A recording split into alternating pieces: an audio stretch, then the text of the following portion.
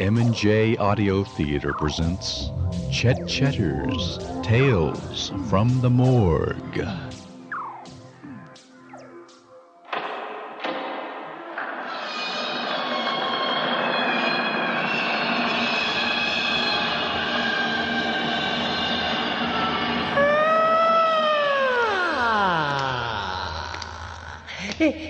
Come in, my friend.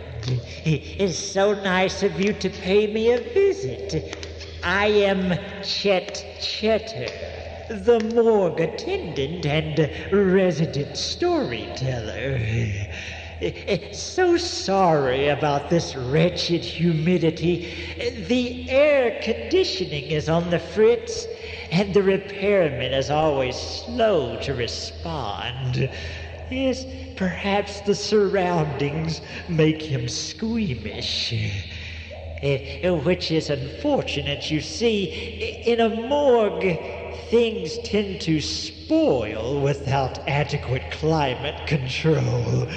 Yes. That reminds me of a story about a man who had difficulty keeping his cool.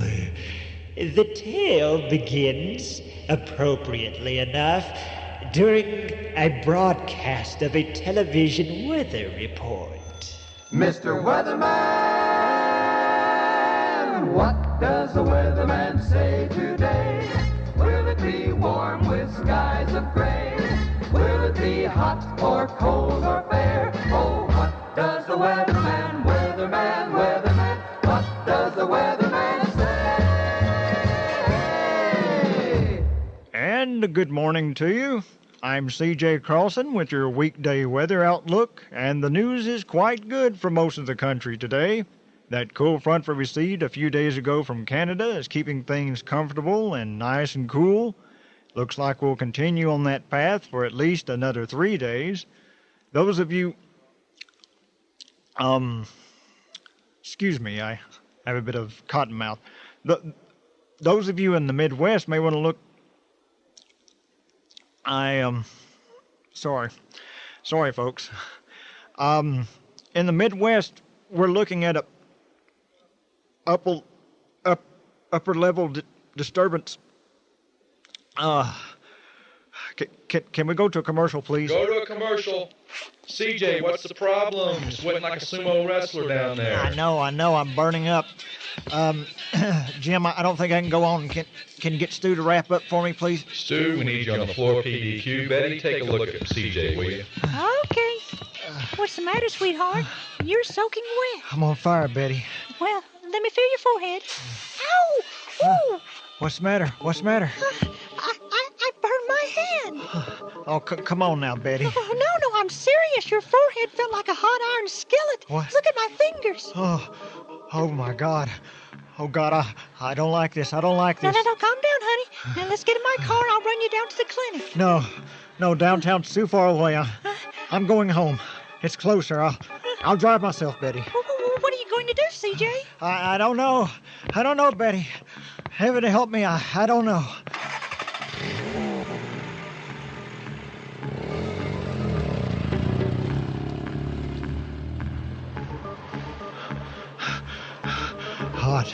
Hot. Oh, God, I'm hot. Get a grip, CJ. Take a chill pill. That's a good one. Oh, why didn't I get this air conditioner fixed? Oh, my windows are fogging up. Inside the car, I'm radiating heat. Oh, this isn't right. Oh, fever's one thing. When you messed up glass, boy, you're putting it out. What's that putrid stench? It's like burning rubber. Oh, no. My hands are melting the steering wheel. No, I don't want to burn up. No. Hands are stuck to the wheel. I can't pull them loose. Get out of the way. I'm gonna hit that street lamp.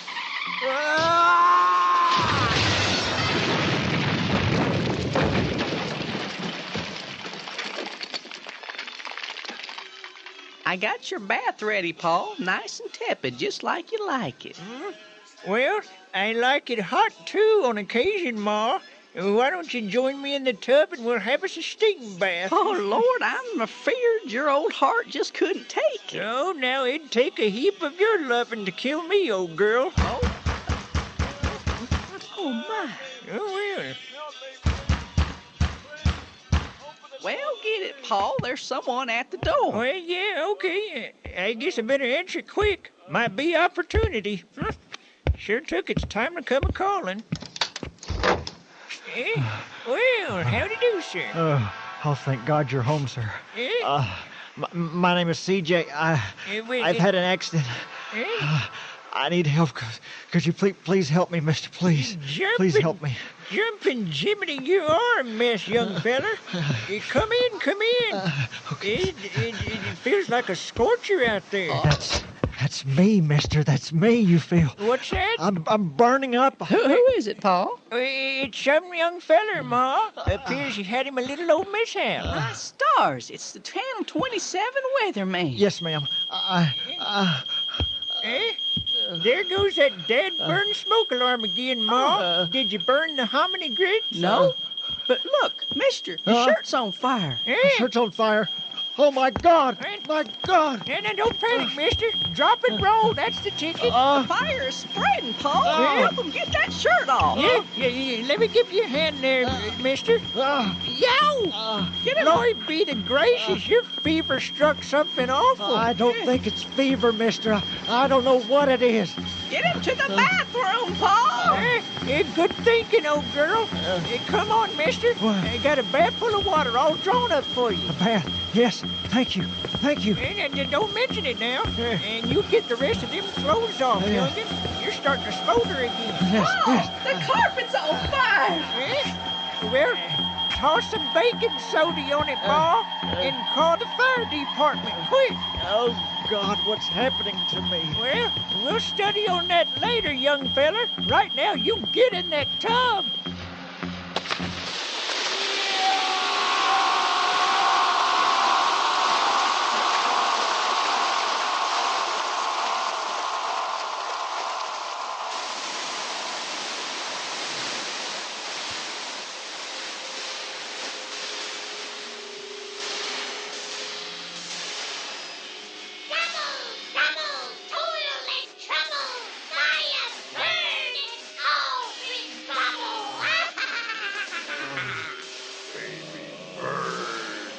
Sizzle, fry, incinerate, boil, melt, hot like the sun.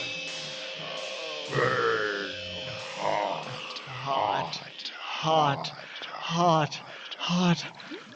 so hot. Oh, God. Where am I?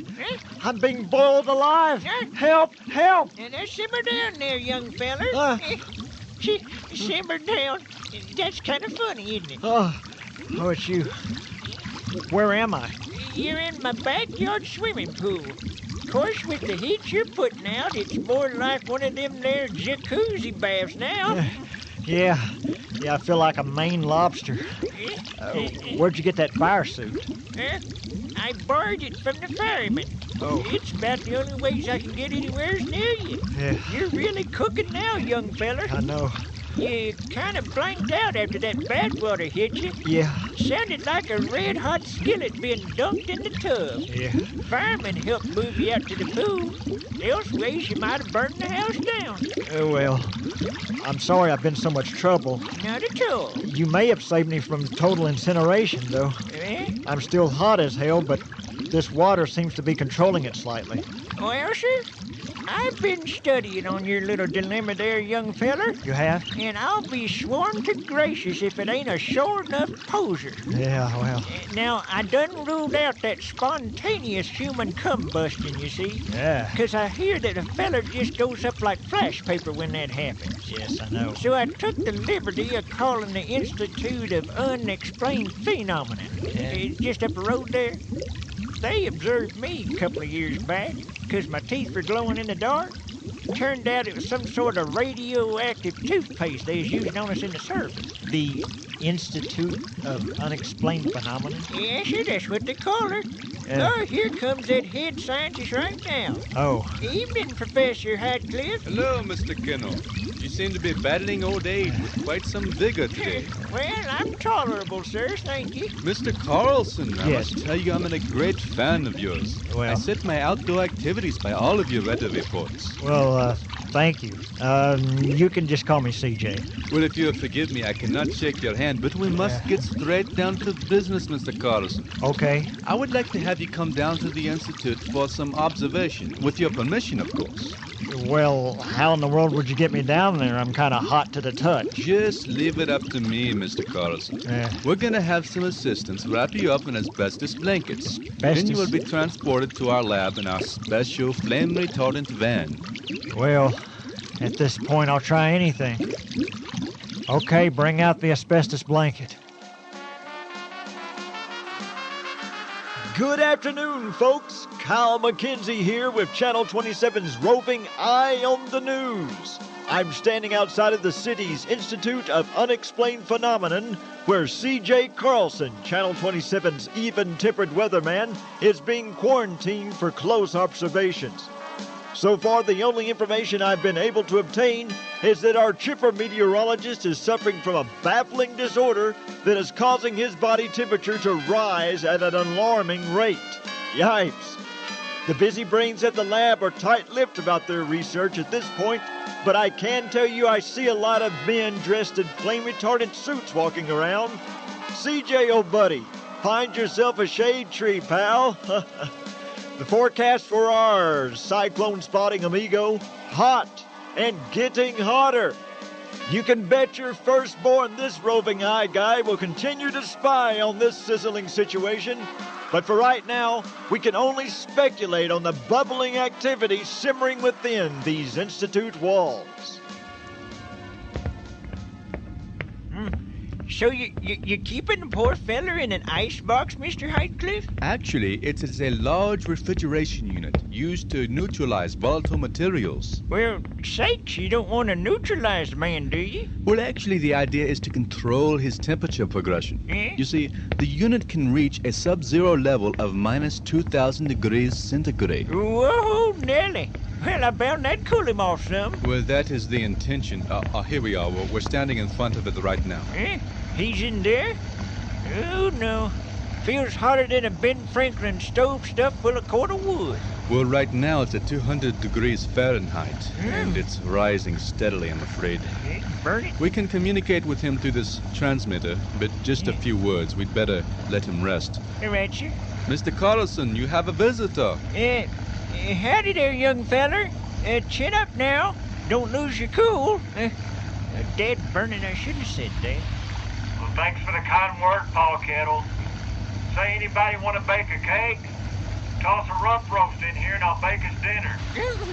Well, leastways he's got his sense of humor. Oh, that's good. Mr. Heathcliff? Yes, what is it? I'm so sorry, sir. Professor Snit is here. Oh, good. I tried to call security, but he got in before I could do so, sir. Heathcliff? Yes? As a certified member of the scientific community, I demand to know the details of your research on the Carlson Project. Snitty, you are stupidity incarnate. What? I'll share my findings with you the day you reveal the location of your secret laboratory, where you conduct your unethical experiments. Oh, you're insane. I don't know what you're talking about. And at least I'm not the one keeping a man in a meat freezer. Wait till the tabloids get a load of that. Stop soiling my air with your presence, Snitty. Go play with your mutations. Don't be a blubbering fool, Heathcliff. This man is beyond help. You're staring right into the face of a modern miracle, perhaps the greatest scientific find since the dawn of time. C.J. Carlson is becoming a source of pure energy. He is a human being, which is more than I can say for present company. Perhaps he's a gift from a higher power, Hydecliff. Have you considered that? The answer to the world's energy needs. Imagine the possibilities. Say, guys, I can hear what you're saying in there. If I have a choice in this matter, I'd rather go back to being a weatherman with a dog and a mortgage. Security. Let's escort Mr. Snitty out of the building, please. Oh, unhand me, you Neanderthals. Oh, you haven't heard the last of me, Hydecliff. What are you going to do when he gets too hot to contain? I have a way to harness the heat that he's radiating. You can't ignore me forever, Hydecliff!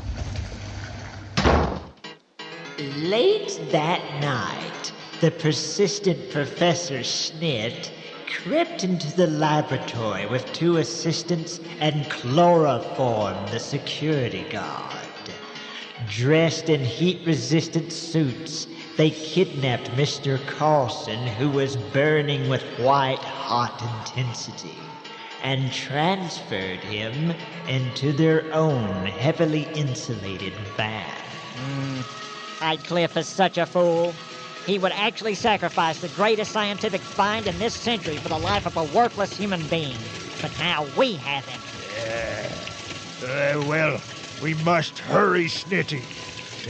The man's temperature is rising quickly. The maximum heat this van can hold is 2,000 degrees, and he will surpass that soon. Yes, only a few minutes to go. We're almost to the lab. Just so. And then we will pave the road to great fortune. What is this? Oh, no, police. And look, Hydecliff is with them. They must have tracked us down using a thermal detector. Well, I'm not giving in without a fight. Those idiots, they're using weapons. They're trying to blow out the tires. Hydecliff! Boy, have you done it now, boy! We have the roadblock up in 2 miles! Stop or be forced to stop! Never, Hydecliff! If I can't have this, then no one will take it. Do you hear? No one!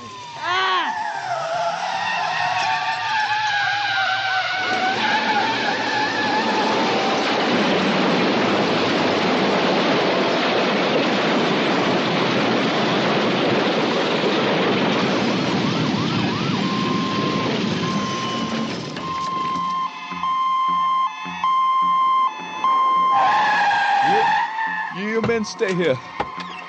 That pointy-headed fool, he's turned the van over. I'll kill him if he's not dead already. Snitty! Are you conscious, you idiot? Oh, my arm. Oh, leave me be, Hydecliff. Can't you tell that I am injured? That is nothing compared to what I'm going to do to you if Mr. Carlson is injured. This is kidnapping. You will go to prison for this. Where is Carlson? The back door of the van is open. He must have fallen out. Yeah. Look by the road. There's a hole in the ground. Smoke is rising from it. It's Carlson. Yes. He's burning a hole in the earth. Yes. How hot does he become? 4,000 degrees? Possibly even more? Oh, you pretentious boob. You thought you could contain him in a freezer. And you were going to use him for financial gain. Oh, pipe down, both of you. None of that matters now. He's burning a hole in the earth. The crevice is growing as we speak. What can possibly stop him now? This is no longer a matter of one man's life. Now the whole world is at stake. He must be stopped. For the sake of the human race. For the sake of the planet Earth. But how? How? Good evening, folks, or should I say goodbye. Cal McKenzie here for Channel 27 News, standing next to a large crevice in the earth. An ever-deepening hole that is causing widespread panic throughout the city as earthquakes, tidal waves, and massive flooding wreak destructive havoc upon the area. The source of all this chaos, C.J. Carlson, the human fireball. A man that scientists say has surpassed the heat of the sun. Whoa, C.J., we knew you wanted to be a star, but this is ridiculous. As Carlson reaches the Earth's core, the forecast is the total annihilation of mankind. Worldwide destruction, volcanic eruptions, the continent will fall into the sea, the polar ice caps will melt, the Earth will break from its axis and go spinning into the sun, and we have a weatherman to blame for all this.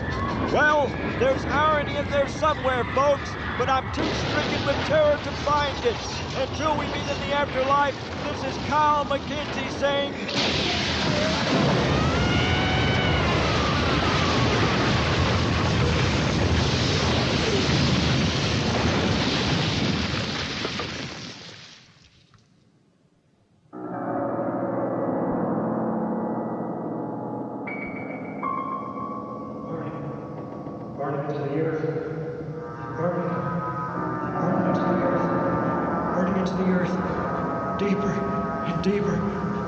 into the ground, burning deeper and deeper into the earth, into the ground. I'm burning into the ground. I'm burning into the earth, burning. Lieutenant Carlson, awaken, Lieutenant Carlson. What? Who said that? You have succeeded in your mission, Lieutenant Carlson. You have achieved total solar penetration. Congratulations. What? I've achieved total solar penetration. Where am I? CJ! This is Earth Base Tri-Delta. Can you respond, Lieutenant Carlson? Yeah, I hear you. Hot dog! You made it, Lieutenant! How do you feel? I feel a little flustered, I guess, and very confused. Refresh my memory, please. What am I doing here? What did he say?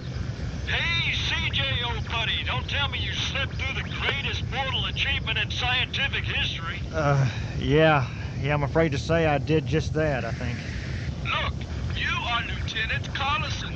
You're aboard a highly specialized Alpha rocket. You're on a government-controlled mission to enter the sun and pass through the other side unharmed. And you have done it, man. I passed through the sun? Oh, God. Yes. The Solar Penetration Project, of course. Hey, I think the old boy is seeing daylight now. Yeah. I must have blacked out halfway through the penetration. I had a dream, guys. I was burning, not incinerating, but burning, giving off this incredible heat. Well, it's not surprising you blacked out. That ship is heavily insulated, but still the heat must have been very, very, very intense. Yeah. Yes, no wonder I dreamed I was burning. You were in my dream, Commander Hydecliff. You too, Kyle. Hey, was Dorothy and Toto there too, old buddy? Okay. Look, fellas, this has been a blast, but I want my mommy Earth. Can I come home now? Indeed you can, Lieutenant. Yeah. Let us check your vital signs first. Okay. Blood pressure normal? Yes. Heart rate fine? Right. Body temperature? Oh, no. What? No, this cannot be right. Well, what is it, Commander? What is it? What about my body temperature? I do not understand. There must be some kind of malfunction in the equipment. What is it, Commander? Hey, get this, old buddy. Says here your body temperature is 230 degrees and rising. 230. Oh, my God. Computer, confirm. What is my body temperature? Body temperature 232 and rising. Oh, dear God, it's happening. Passing through the sun must have changed my molecular composition. The dream, it's coming true. You must return to Earth at once, CJ. We must quarantine you. Negative, Commander. You can't quarantine me. And believe me, you don't want me down there. Computer, set the coordinates for solar repenetration now. Affirmative, Commander. Solar repenetration will be achieved in T-minus 60 seconds. What in heavens are you doing, Lieutenant Carlson? I'm going back into the sun, Commander. I belong there. Negative, Lieutenant. The ship will not make it on the path through the sun. You'll be incinerated. Yes. You will not be able to reach the other side. I realize that, Commander. Trust me. I'm going to feel right at home where I'm going. Solar penetration in T-minus 15 seconds. Hey, get a hold of yourself, old buddy. We'll take care of you. Come on home. It's no use, fellas. My mother used to say if you can't stand the heat, get out of the kitchen. Well, I can stand the heat. And I'm going into the biggest kitchen of them all. And I'm going to cook. Oh boy, am I going to cook. Solar penetration in T-minus 10 seconds. Start cooking. 9, 8, 7, 6, 5, 4, 3, 2, 1.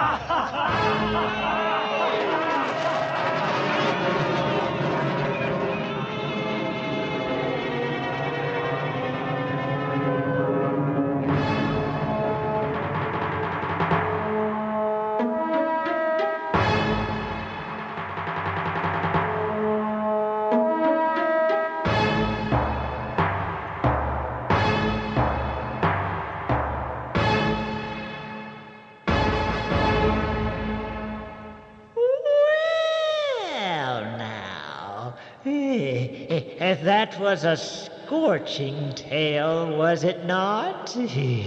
Yes. A pity about poor Mr. Carlson. Why, when I hear about someone in that position, it just burns me up. Yes, but still, he should have known better than to travel so close to the sun without a reliable sunblock lotion. Those wretched UV rays can cause quite a burn. Personally, I never venture from the morgue in the daylight hours. That is how I maintain this gray complexion so well. Now, it is time for me to bid you adieu. I am going to call that air conditioner repairman once more. I'll tell him if he's not here in 30 minutes, then I'll be forced to make a personal appearance, and I'll be bringing some friends. Yes, and as for you, my friend, do return for another story, won't you? Until next time, pleasant dreams.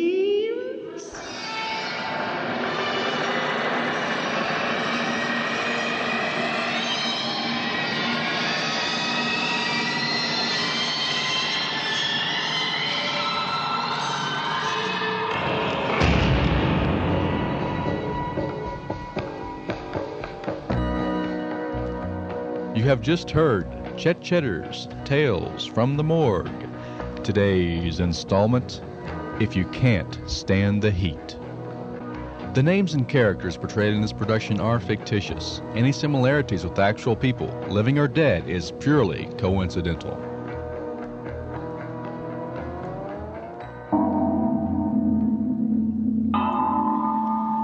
A production by M&J Audio Theater.